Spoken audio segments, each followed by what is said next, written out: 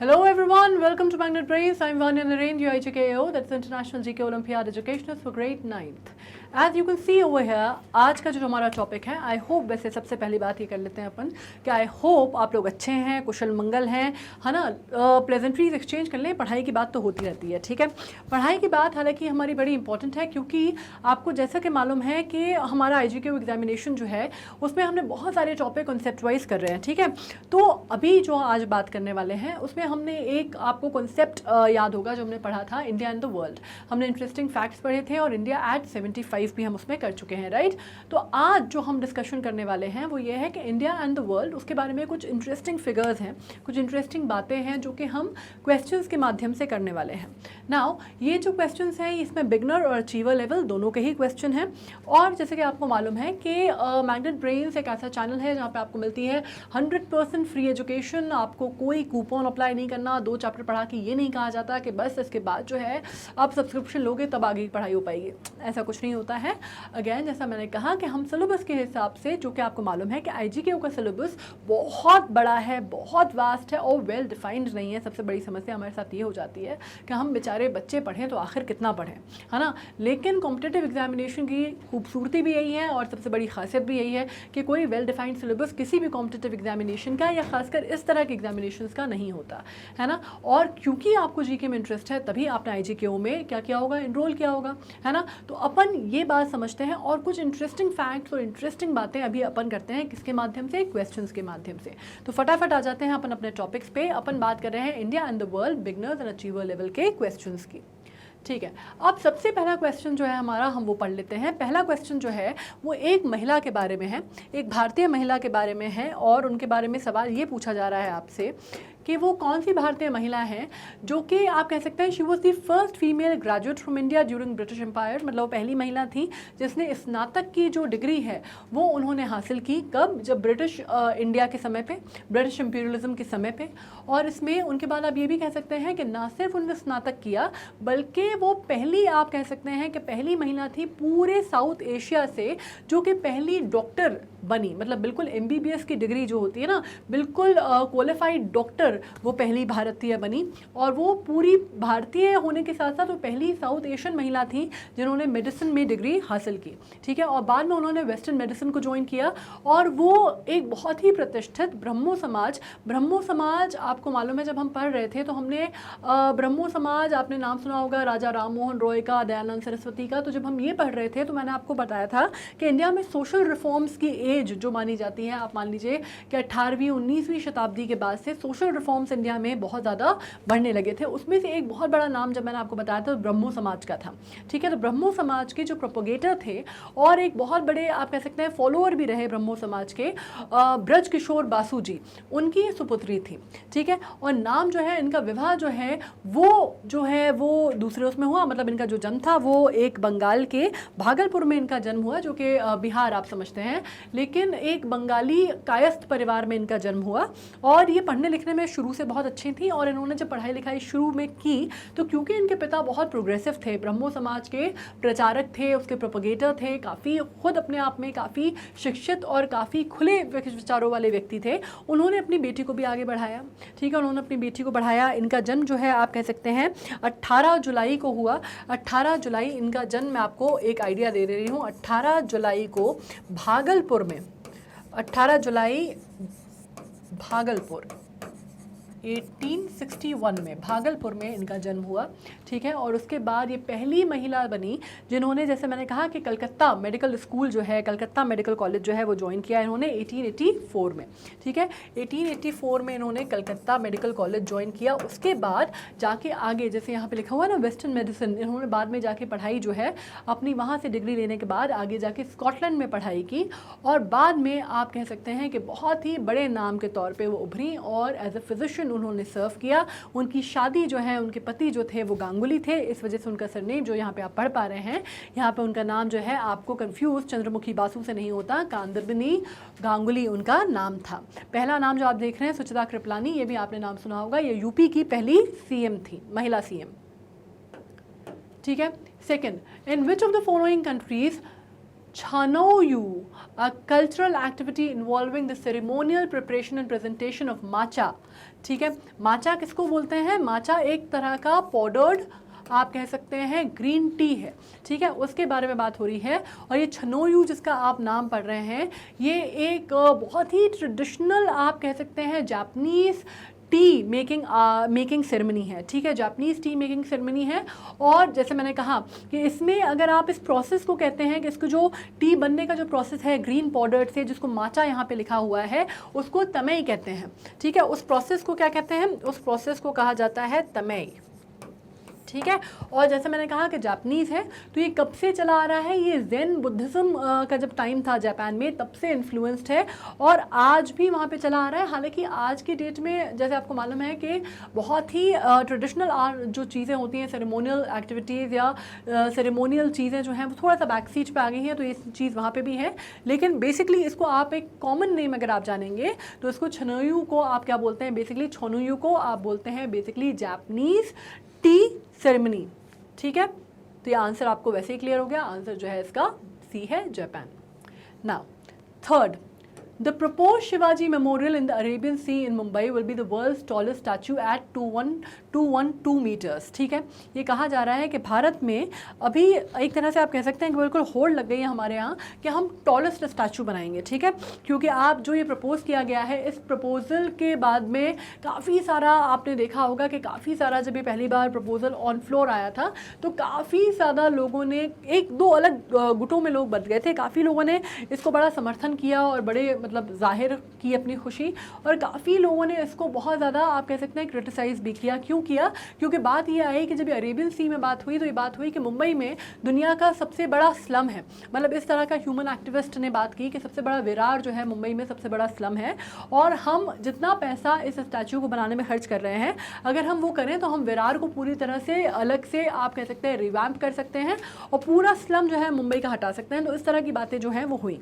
खैर बहरहाल अभी अपनी बात उसकी नहीं कर रहे हैं कि 212 मीटर का ये बनने का अनुमान है, लेकिन आज की डेट में 182 मीटर की जो आपको मालूम है सबसे ऊंची अगर आप बात करते हैं स्टैचू या प्रतिमा जो है वो किसकी है, वो भी भारत में है। बिल्कुल सही, वो है स्टैचू ऑफ यूनिटी, जो कि भारत के पहले आपको मालूम है लौह पुरुष जो कहते हैं, पहले लौह पुरुष नहीं मतलब लौह पुरुष जिनको कहा जाता है, और पहले होम मिनिस्टर जो थे भारत के सरदार वल्लभ भाई पटेल, उनकी प्रतिमा बनाई गई है। और कहाँ इरेक्ट किया गया है इसको? गुजरात में किया गया है, ठीक है, गुजरात में किया गया है। उसके अलावा आप ये जानते हैं कि इसको जब इसका अनावरण किया गया था तो इसको देख के जो दृश्य था वो इतना मनमोहक था, इतना विहंगम था कि लोग मतलब आप आज भी जो कहते हैं कि लोग टूरिस्ट डेस्टिनेशन के तौर पे बहुत उभरा।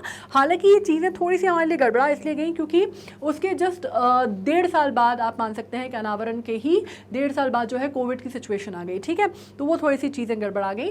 लेकिन सरदार, आपने सरोवर डैम का नाम सुना होगा, उसके काफ़ी पास है, काफ़ी निकट है उसके, और ये भी नर्मदा रिवर के किनारे बना हुआ है, ठीक है। तो ऑफ कोर्स आंसर आपको मालूम है स्टैच्यू ऑफ यूनिटी, ठीक है, स्टैच्यू ऑफ यूनिटी। उसके बाद नेक्स्ट में जब हम बात करते हैं तो he was America's most influential civil rights activist. His passionate but non-violent protest helped to raise awareness of racial inequality in America, leading to significant political change. A turning point in his life was a Montgomery bus boycott which he helped to promote. Who was he? Montgomery का नाम सुन के शायद आपको पता चल गया होगा कि 3 में से 2 Montgomery जो सपोर्ट किया था बस बॉयकॉट को, ये वो करने वाले कौन थे, ठीक है। अगर आपको ये नाम पता है तो आप ये नाम भी जानते होंगे। एक और नाम सामने उभर के आता है जब हम बात करते हैं my have a dream speech जिन्होंने दी थी, हम उनकी बात करने वाले हैं। We are going to talk about the statesman जिन्होंने अपनी पूरी ज़िंदगी आप कह सकते हैं कि उन्होंने लगा दी काहे में, उन्होंने अपार्थीड और रेशल डिस्क्रिमिनेशन के अगेंस्ट लड़ते हुए, या आपने लास्ट टाइम पर अगर आप बात करते हैं तो उन्होंने पॉवर्टी, कैपिटलिज्म और वियतनाम वॉर के अगेंस्ट उन्होंने लड़ते हुए निकाल दी। इनको आप कह सकते हैं कि ये बहुत ही सबसे बड़ा, जैसे लिखा हुआ है कि सबसे one of the finest and the most influential civil right activist माने जाते हैं। of course he fought for the black people's right, he fought for racial equality, he fought for racial equality means against racial discrimination, he fought for civil rights के बहुत बड़े आप कह सकते हैं प्रचारक माने जाते हैं पूरी दुनिया में। इनको नोबेल पीस प्राइज़ जो है 1964 में नवाजा गया। उसके बाद इनकी हत्या हालांकि कर दी गई जब ये अपनी कैंपेन कर रहे थे, पुअर पॉवर्टी के की कैंपेन ये कर रहे थे, उस टाइम पे इनकी जो टेनेसी में इनकी हत्या कर दी गई, असैसिनेट इनको कर दिया गया। बाद में इनको प्रेसिडेंट्स फ्रीडम मेडल से नवाजा गया और बहुत सारे और ऑनर्स जो हैं इनके नाम पर हैं। Of course we are talking about Martin Luther King Junior. Okay. Now, this 7-layer pudding is a delicacy in Goa, Portugal and other former Portuguese colonies all over the world. इसका नाम बताइए।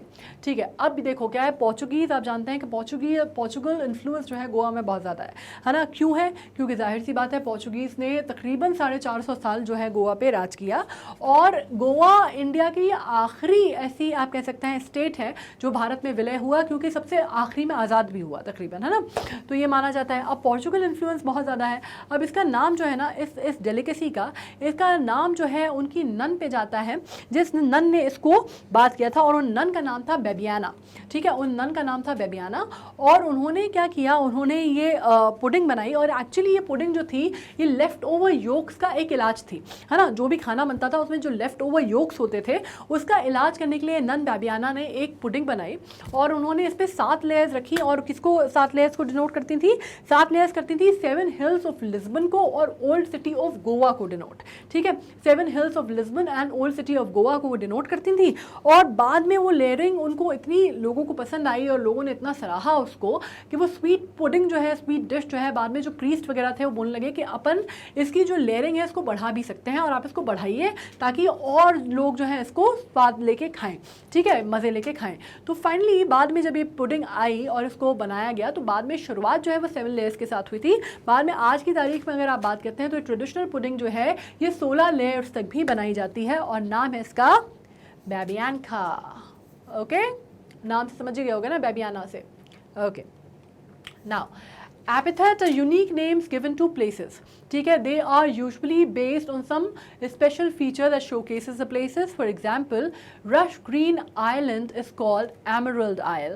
ठीक है, आपको ये मालूम है lush green जो island है उसको हम Emerald Isle बोलते हैं। तो कौन सी कंट्री है जिसको लैंड ऑफ गोल्डन पैगोडा बोलते हैं?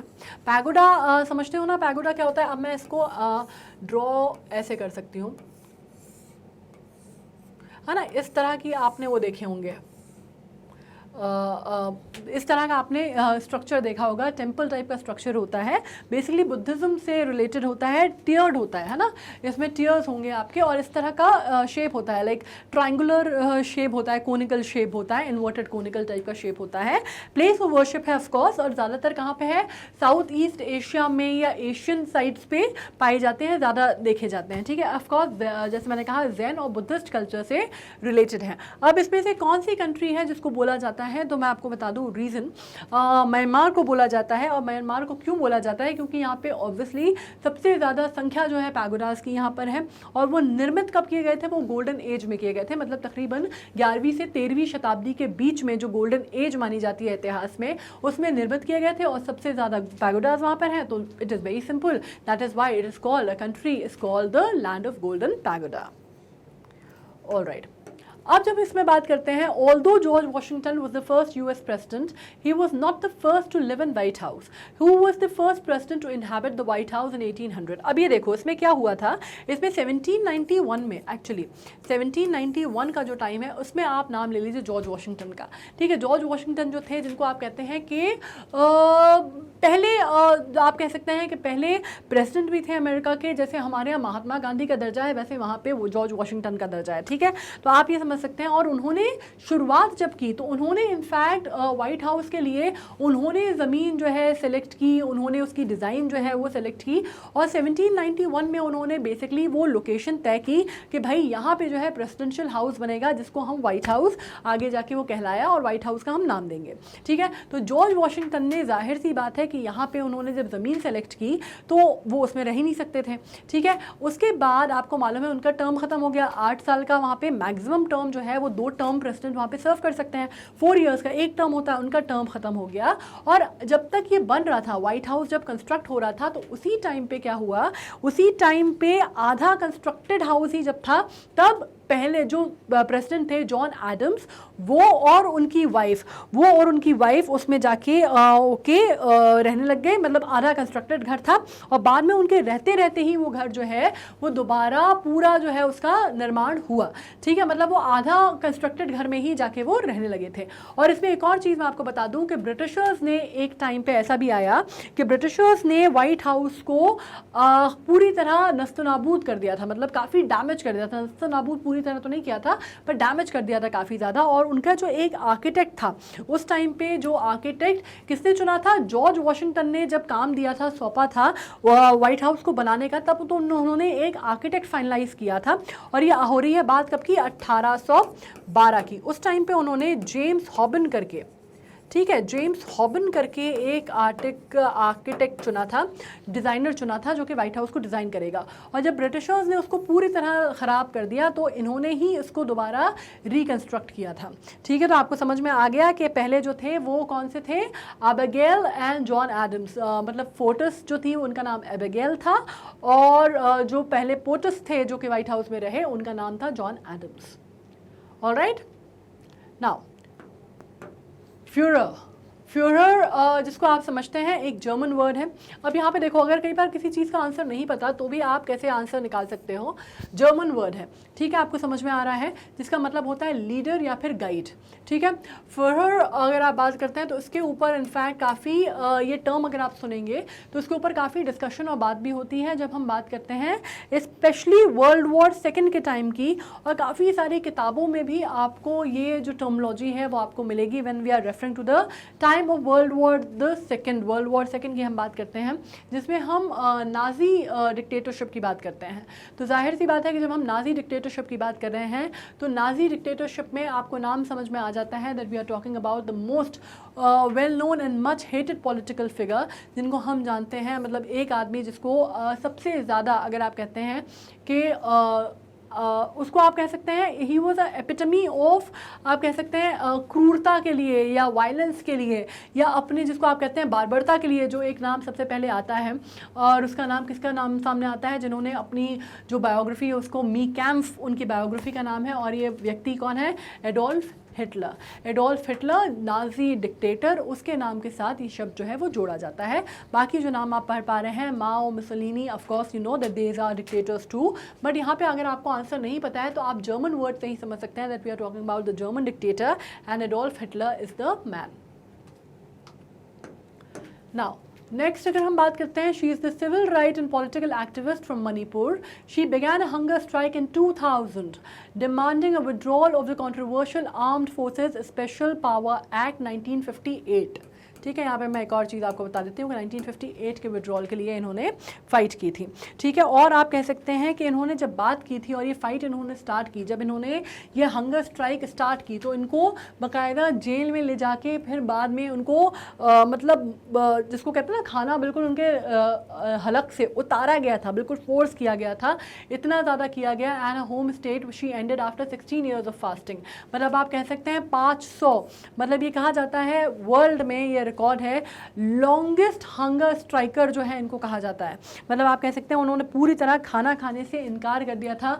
500 हफ्ते निरंतर जो इनकी जो हंगर स्ट्राइक थी वो चली थी।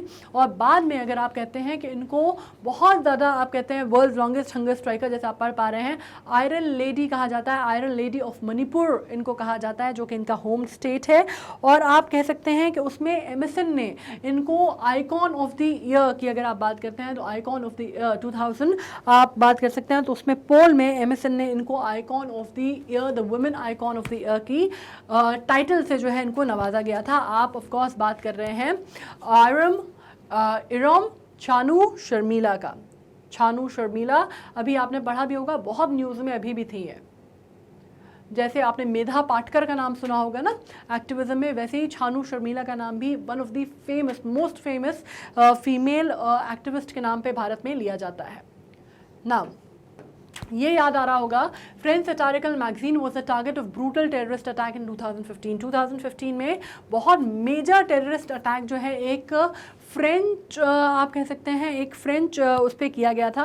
वीकली मैगजीन थी जो कि सटारिकल मैगजीन थी, उसके ऊपर किया गया था और बहुत मेजर अटैक था। मतलब पूरी दुनिया जो है तकरीबन इस अटैक से हिल गई थी। मतलब ये हुआ था कि आर्म्ड पीपल जो थे वो उसके ऑफिस में चले गए थे, मेन ऑफिस में, और वहाँ पे ओपन फायर जो थी उन्होंने कर दी थी। ठीक है, जिसमें आप कह सकते हैं कि 12 लोग जो हैं इसमें मारे गए थे, जिसमें से 5 इनके जो मेजर कार्टून आर्टिस्ट थे, सटायरिस्ट थे, वो मारे गए थे, और इनफैक्ट पुलिसकर्मी जो बाहर तैनात थे वो भी मारे गए थे। तो आप मिला के आप कह सकते हैं। और इसका नाम क्या था, जैसे मैंने आपसे कहा, सबसे बड़ा जो टेररिस्ट अटैक आप कह सकते हैं ऑन द आज की डेट में, आज के युग में, जिसको आप कहते हैं फ्रीडम ऑफ जर्नलिज्म पे, फ्रीडम ऑफ प्रेस पे सवाल उठाया गया था इस पे। और ये कौन थे, इस्लामिक रेडिकल्स थे, जो कि किस बात से नाराज़ थे कि प्रॉफिट मोहम्मद के कुछ कार्टून्स जो हैं जिस पे उनको आपत्ति थी उसको लेके। और ये actually the magazine was known for its satirical comments and comic section, right. तो उस पर उनको आपत्ति थी, तो उस पर उन्होंने वो करने के लिए उनको आप कह सकते हैं कि बदला लेने के लिए ये ओपन फायर किया था। और मैगजीन वॉज चार्ली हेब्डो। ठीक है, जुलाई 2015 में हुआ था ये। The unique identification authority of India is an Indian central government agency. ठीक है, it was created with the objective to issue Aadhaar card. जानते ना आप आधार कार्ड मतलब क्या, इसमें से ई पासपोर्ट तो है नहीं, आपको मालूम है क्या, 12 डिजिट यूनिक आइडेंटिफिकेशन नंबर जो है किसको दिया जाता है, आपको मालूम है, रेजिडेंट ऑफ इंडिया को दिया जाता है। आज की डेट में आधार जो है वो आपकी बेसिक आइडेंटिटी कार्ड के तौर पे इस्तेमाल किया जाता है। ठीक है, तो आधार कार्ड। अब इसमें फ्लैग है जो कैरी करता है असॉल्ट राइफल, AK-47 है with a bayonet attached to the barrel cross by the host superimposed on an open book, name the country to which it belongs. अब इसमें ना काफ़ी कुछ, अब मैं आपको अगर इसका वो बना के दिखाऊं तो इस तरह का कुछ वो बनेगा फ्लैग। अगर हम इसका बनाएं तो कुछ इस तरह का फ्लैग है उसका।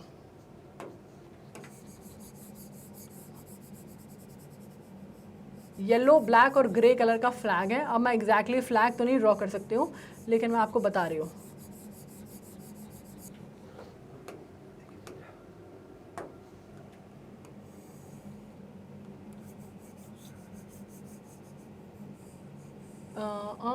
एक सेकेंड,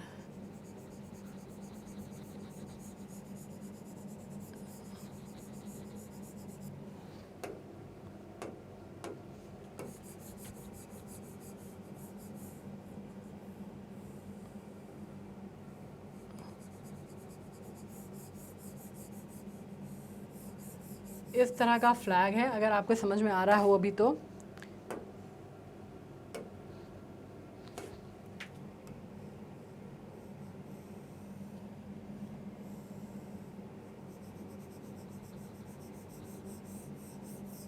काफ़ी कुछ वो इस तरह का फ्लैग है और इसमें एक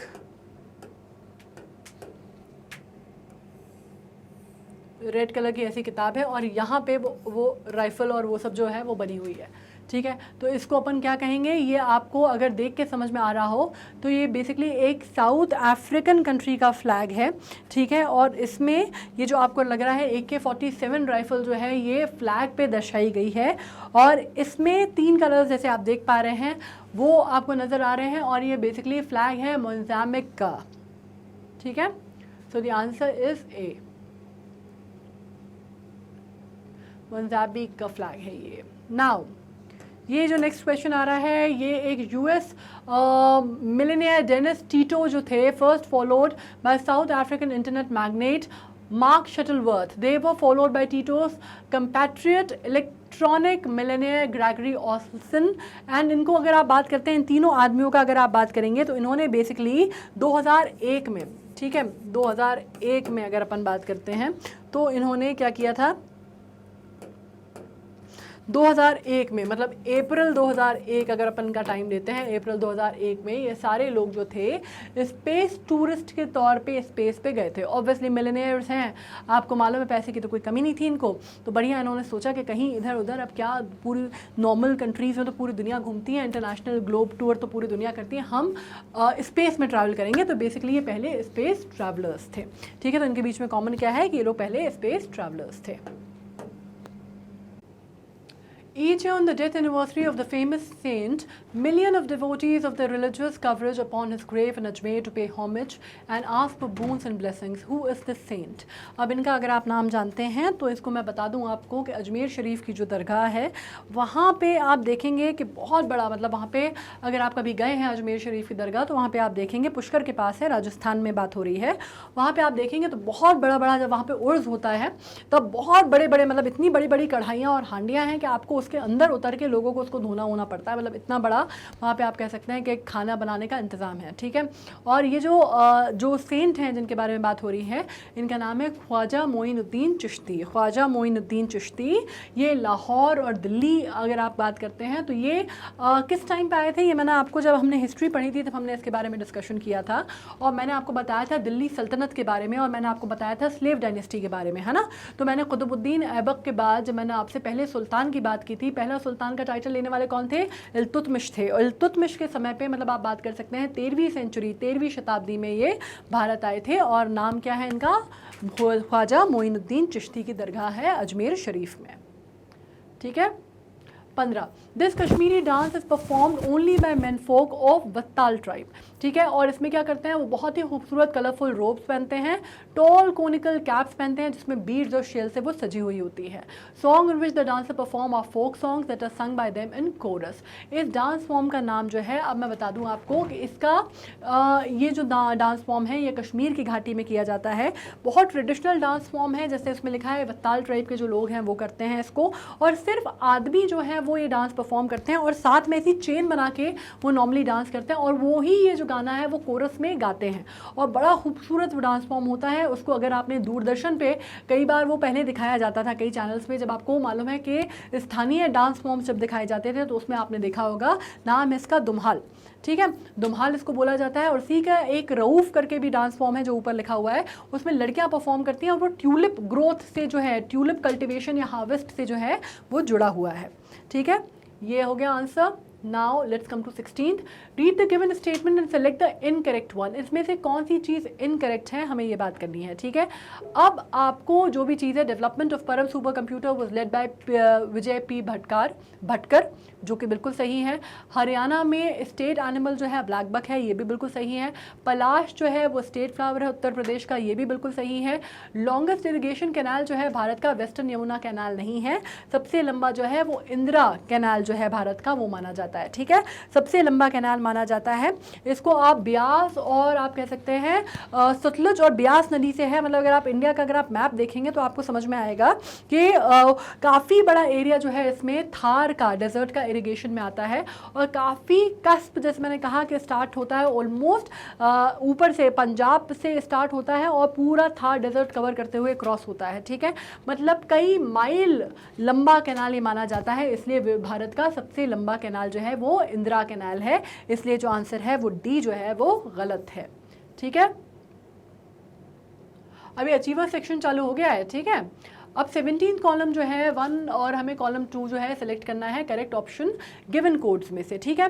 अब हमें यहाँ पे आप देख रहे हैं कोट्स हैं, बहुत फेमस कोट्स हैं, और ये कोट्स ऐसे हैं जो कि बहुत आप कह सकते हैं बहुत आपने कहीं ना कहीं ज़रूर सुने होंगे या पढ़े होंगे, ठीक है। और ये किसने दिए हैं, हमें इनको कनेक्ट करना है।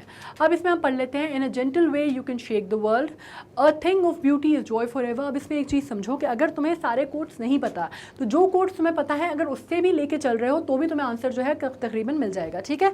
अब जैसे यहाँ पे जो ऑप्शंस देख रहे हो, है ना, ये ऑप्शंस आपने पढ़ लिए कि ए में किस तरह का सीक्वेंस है, बी में कैसा है, सी में कैसा है, डी में कैसा है, ये सीक्वेंस समझ में आ गया। अब इसमें क्या है कि अगर दो कोट्स भी अगर आपको सही मालूम है तो आपका तुक्का जो है सही बैठ जाएगा। जैसे Swaraj is my birth right and I shall have it, ये किसने दिया था, ये आप जानते हैं कि जब हमारा फ्रीडम स्ट्रगल चल रहा था तब मैंने आपको पढ़ाया भी है, हमने डिस्कशन भी किया है इसके ऊपर कि ये जो एक्सट्रीमिस्ट जो दो फाड़ हुए हुए थे कांग्रेस के, है ना, जिसमें से मॉडरेट्स एंड एक्सट्रीमिस्ट, तो उसमें किसका नाम लिया था मैंने, बालपाल लाल का, है ना। तो उसमें से बाल गंगाधर तिलक का जब नाम आता है तो उन्होंने क्या दिया था, उन्होंने ये जिसको आप कहते हैं स्वराज जो है मेरा जन्मसिद्ध अधिकार है और उसे मैं लेके रहूंगा, Swaraj is my birth right and I shall have it. तो ये आपको मालूम है किसका है, बाल गंगाधर तिलक का है, ठीक है। जय जवान जय किसान, ये आप जानते हैं कि क्या बात हो रही थी, ये बात हो रही थी जो हमारे दूसरे प्रधानमंत्री रहे जवाहरलाल नेहरू की मृत्यु के बाद, जो व्यक्ति हमारे यहाँ देश के प्रधानमंत्री बने, उन्होंने इसके बारे में जो आपको मालूम है, उन्होंने ये नारा जो था वो दिया था, जय जवान जय किसान, जिसमें बात हो रही है किसकी, आप नाम से समझ गए होंगे, हम बात कर रहे हैं लाल बहादुर शास्त्री की, ठीक है। अ थिंग ऑफ जो beauty is Joy for ever, ये जॉन कीट्स एक बहुत फेमस ब्रिटिश पोएट हैं, उनकी लाइन्स हैं और आपने कई जगह पे पढ़ी होंगी, बहुत खूबसूरत लाइन्स हैं, बहुत खूबसूरत पोइट्री जो है जॉन कीट्स की होती है। बहुत कम उम्र में इनका निधन हो गया था, बहुत कम उम्र में ये दुनिया से चल बसे थे, लेकिन इनके जो वर्ड्स हैं, इनके जो कोटेशंस हैं, इनकी जो पोइट्री है वो इनको अमर कर देती है, ठीक है। तो ये जो चीज़ है ये आपको मालूम है किसकी है, जॉन कीट्स की है। And in a gentle way you can shake the world, ये जो कहने की बात थी, ये आप कह सकते हैं कि जो हमारे यहाँ हमारे जो बापू हैं महात्मा गांधी हैं, उन्होंने बात बोली थी कि आपको अहिंसा का रास्ता आप चुनिए, आपको दुनिया को हिलाने के लिए या दुनिया को जगाने के लिए आपको वायलेंस का रास्ता चुनने की ज़रूरत या हिंसा को चुनने की ज़रूरत नहीं है। आप बहुत आराम से अहिंसा का सहारा लेते हुए और बहुत जेंटल वे में भी आप दुनिया को जगा सकते हैं, हिला सकते हैं, ठीक है। तो ये जो शब्द थे किसके थे, ये शब्द थे महात्मा गांधी के, और हम बात करें in a gentle way you can shake the world, ठीक है। हमें चारों का ही जवाब मालूम है तो हमें आंसर जो है हमारे लिए कोई मुश्किल काम ही नहीं है, ठीक है। हमें आंसर सीधे सीधे मालूम है कि हम बात कर रहे हैं सी की, ठीक है। लेकिन अगर हमें 2 का भी मालूम होता ना तो भी हम सही सही बता सकते थे। जैसे अगर हमें सिर्फ इसमें 2 का मालूम होता, आप मान लीजिए कि हमें सिर्फ 4 का मालूम है कि आई का 1 होना चाहिए और 3 का मालूम है हमें क्या होना चाहिए, 2 होना चाहिए, ठीक है। तो अगर हमें सिर्फ ये भी मालूम होता तो भी हम इसका आंसर जो है आराम से निकाल सकते थे, ठीक है। आप इसमें भी अगर मालूम होता आपको 1 का जो है वो क्या है, 1 का अगर आपको मालूम होता कि भैया ये जो है ये 3 है, या 4 का आपको मालूम होता कि क्या है, जैसे मैंने कहा आपसे कि 1 है, तो इसमें 4 का जहाँ पे 1 है आपको दिख रहा है और वहीं पे आपको दिख रहा है कि सी का जो है वो 3 का जो है वो 2 है। तो आपको अगर 2 का भी आंसर मालूम है तो भी आपके आंसर सही हो जाएंगे, ठीक है। Now read the given statement and select the option that correctly fills in the given blank. अब ये बात हो जा रही है, gifted Statue of Liberty to US in 1886, किस देश ने गिफ्ट किया था। ये अगर आपको मालूम है तो मैं आपको बता दूं कि जब 4 जुलाई को क्या होता है, अमेरिकन फ्रीडम डे होता है, इंडिपेंडेंस डे होता है। जैसे हमारे यहाँ 15 अगस्त होता है ना, वैसे अमेरिका का जो इंडिपेंडेंस डे होता है वो 4 जुलाई को होता है, ठीक है। और उस ज़माने में जब ये बात हो रही है 1881 की, तो ये वो ज़माना था, उस ज़माने की बात हो रही है। उस टाइम पे चीज़ें क्या हो रही थी, काफ़ी बदल रही थी, स्वरूप जो है अमेरिका का बदल रहा था, ठीक है। उस टाइम से ये बात तय की गई थी और बाद में आप इसको 1886 में, मतलब ये जब अमेरिकन रिवोल्यूशन का टाइम था, उसके बाद इस कंट्री ने अमेरिका को ये गिफ्ट किया था जिसका नाम आता है फ्रांस, ठीक है। फ्रांस ने बेसिकली अमेरिका को गिफ्ट की थी स्टैचू ऑफ लिबर्टी, और उसका जो कलर है वो धीरे धीरे धीरे धीरे आप देखेंगे स्टैचू ऑफ लिबर्टी का, तो बिकॉज ऑफ द ऑक्सीडाइजेशन उसका कलर जो है वो चेंज होता जा रहा है और अब उसका कलर आपको लगेगा कि तकरीबन हरे से रंग की स्टैचू ऑफ लिबर्टी दिखती है। और उसमें जो कोनिकल वो बने हुए ना, निकले हुए हैं, तो वो 7 कॉन्टिनेंट्स को दर्शाती है और वो एक मशाल जो है वो माना जाता है कि वो हमेशा जलती हुई मशाल पकड़े हुए है, जिसका मतलब है कि ये लिबर्टी की जो चमकार है वो हमेशा जारी रहेगी और आप किसी के अधीन नहीं होंगे, सॉवरेनिटी जो है हमेशा सलामत रहे, ठीक है। तो इसमें आंसर आपका क्या आ जाता है, यहाँ पे आंसर आ गया आपका फ्रांस, ठीक है। दूसरी बात हम कर लेते हैं कि इसको प्ले ग्राउंड ऑफ यूरोप बोला जाता है। अब ये जो कंट्री है ये बहुत खूबसूरत कंट्री है, टूरिस्ट डेस्टिनेशन है, one of the most famous tourist destination world में आप कह सकते हैं। इसमें बहुत खूबसूरत से ग्रासलैंड हैं, खूब सुंदर सुंदर आप कह सकते हैं कि लाइफ स्टॉक्स वहाँ पे पाए जाते हैं, खूब सुंदर सुंदर से वहाँ पे लेक्स हैं, रोलिंग हिल्स हैं, ब्यूटीफुल माउंटेन्स हैं, मेडोज़ हैं। इसी वजह से इसको क्या बोला जाता है, और बहुत ज़्यादा टूरिस्ट यहाँ पे आते हैं, इसलिए इसको कहा जाता है प्ले ग्राउंड ऑफ यूरोप, और नाम जो है वो आ जाता है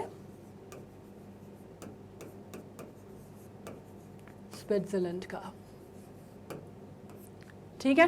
स्विट्ज़रलैंड का। और ये जो कॉन्टिनेंट है जिसकी मैं बात कर रही हूँ, ये ऐसा कॉन्टिनेंट है जो कि विश्व का सबसे बड़ा कॉन्टिनेंट तो नहीं है क्योंकि वो एशिया है, लेकिन एशिया में अगर आप देखेंगे तो बहुत बड़ी बड़ी कंट्रीज़ हैं। मतलब एशिया में एरिया वाइज एशिया बहुत बड़ा है, लेकिन एशिया में जो कंट्रीज़ हैं वो भी बहुत बड़ी हैं। अगर आप विश्व की 7 टॉप मोस्ट सबसे बड़ी कंट्रीज़ अगर आप गिनते हैं तो उसमें रशिया का नाम आता है, चाइना का नाम आता है, इंडिया का नाम आता है। तो उसमें से 3 जो है वो एशिया में ही हैं, ठीक है। तो जगह जो है आप मान लीजिए कि उतने कॉन्टिनेंट्स या उतनी कंट्रीज़ जो है इस वजह से एशिया में नहीं है। तो ये जो है continents of highest number of countries जो है वो कहलाता है अफ्रीका, और जिसमें नंबर ऑफ कंट्रीज़ जो है वो है कितनी, 54।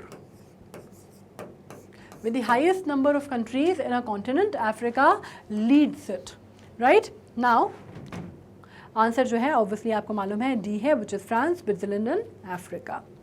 Now the second last question actually, select the incorrect match. इसमें से इनकरेक्ट मैच कौन सा है? तो मैं आपको एक बार बता दूं कि जो नाम आपको मालूम है, जैसे आपको मालूम है कि ये 3 नाम जो हैं ये मुझे मालूम है पर्सनली कि ये 3 नाम सही हैं, ठीक है। या तो आपको ये मालूम है तो भी आपका सही काम बढ़ जाएगा, या फिर अगर आपको ये मालूम है कि चैनल टनल जो है बेसिकली वो कनाडा को जोड़ता ही नहीं है, यूरोप में है, ठीक है। अगर आपको ये मालूम है कि वो यूरोप में है तो जाहिर सी बात है कि ये आंसर जो है वो कैंसिल हो गया। और चैनल टनल बहुत फेमस टनल है, ये मतलब ये अचीवर सेक्शन में ज़रूर है, लेकिन ये क्वेश्चन अपने आप में बहुत आसान है क्योंकि चैनल टनल बहुत ज़्यादा इंपॉर्टेंट माना जाता है। Now read the given statement and select the incorrect ones. आपको इनकरेक्ट करना है, ठीक है। ओस्लो का पुराना नाम जो था क्रिश्चियाना था। लूव म्यूजियम जो है फ्रांस में is home to Mona Lisa painting. Nauru in the world smallest island nation covering around 21 square kilometres. अब इसमें एक बात समझ लो कि एक चीज़ मुझे मालूम है, जो मुझे मालूम है कि मोनालिसा की पेंटिंग जब लियोनार्डो दा विंची की मोनालिसा की बात आती है तो वो हम जानते हैं कि बेसिकली ये जो म्यूज़ियम है जिसका नाम लिया जा रहा है लूव, ये फेमस ही किस वजह से है, क्योंकि ये this is a house to Mona Lisa painting, ठीक है। तो ये तो आंसर जो है आपका सही है, ठीक है। तो ये जो है ये इनकरेक्ट नहीं है, ये तो सही है बिल्कुल, ठीक है। तो ये तो आपका ऑप्शन ही ख़त्म हो गया, ये तो आपका ऑप्शन कट ही गया, ठीक है। और मुझे ये भी मालूम है कि नॉरू जो है वो वर्ल्ड की स्मॉलेस्ट आइलैंड नेशन है जिसमें 21 किलोमीटर का दायरा जो है स्क्वायर किलोमीटर का कवर होता है, तो ये भी सही है। तो आपका ऑप्शन जो है ये भी कट गया, ठीक है। अब अगर अपन बात करते हैं ओल्ड नेम ओस्लो का जो है, क्या वो क्रिश्चियाना है? जी हाँ, वो क्रिश्चियाना है। तो ये सारे ही ऑप्शंस जो हैं वो गलत हैं, ठीक है। तो none of these is the answer. Now with this we have come to an end of beginners and achiever level questions of India and the world. I hope आपको मज़ा आया होगा, समझ में आए होंगे, जो एक्सप्लेनेशन थे वो भी समझ में आए होंगे और कहीं कोई दिक्कत नहीं हुई होगी, ठीक है। अब जैसे कि मुझे मालूम है आपको ये जानते हैं, आप हमारे यूट्यूब चैनल पे भी जब आप जाएंगे तो आपको क्या मिलता है, यूट्यूब चैनल पे भी हमारा चैनल मिलेगा, उसकी प्लेलिस्ट मिलेगी, तो आपको कहीं कोई दिक्कत समस्या नहीं आने वाली, पहली चीज़। दूसरी चीज़, आप हमसे कनेक्टेड रहना चाहें तो आपके पास रहने के बहुत सारे साधन और बहुत सारे ज़रिए हैं, जैसे कि आप हमारे जो सोशल मीडिया हैंडल है उसके थ्रू हमसे कनेक्टेड रह सकते हैं। जैसे कि आप हमारा यूट्यूब तो ऑफकोर्स है ही, हमारा ख़ुद का जो चैनल है वो भी है, उसके अलावा टेलीग्राम के थ्रू रह सकते हैं, फेसबुक के थ्रू रह सकते हैं, इंस्टा हैंडल के थ्रू रह सकते हैं, तो बहुत सारे वेज़ हैं। और जैसा मैंने कहा शुरू में ही आपसे कि 100% फ्री चैनल है, कोई बाय नाउ का फंडा नहीं है, कोई कूपन अप्लाई नहीं करना, कुछ भी इस तरह का काम नहीं है। 100% आपको जो जानकारी और पढ़ाई है वो मिलती है कैसी, फ्री ऑफ कॉस्ट, ठीक है। So on this note I am signing off, you take care of yourself and be good and study hard. Thank you so much.